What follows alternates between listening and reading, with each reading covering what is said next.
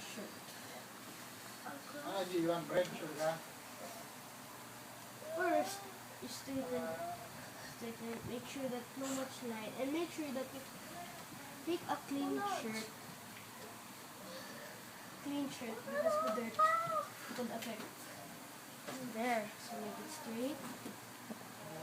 Make sure that you take 2 tips. Gusto mo kaya talaga to? Do you really want bread? Yeah. Are you sure? As you can see that the color Hindi is ba? perfect. Bawal eh. Straighten this too. Okay. Cut off. And then if it's too long, hold it again.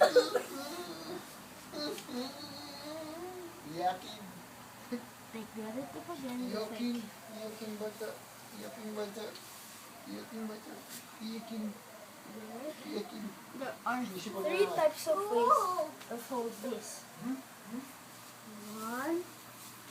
Galing ah. 2. Chop then another one. Pwede ka na sa laundry, baby. And Naka-video ba siya? Bakit nadamay pala ako? then some people will roll it para they will use less space whenever they're going to put it in the cabinet. So today I would like to do it this way.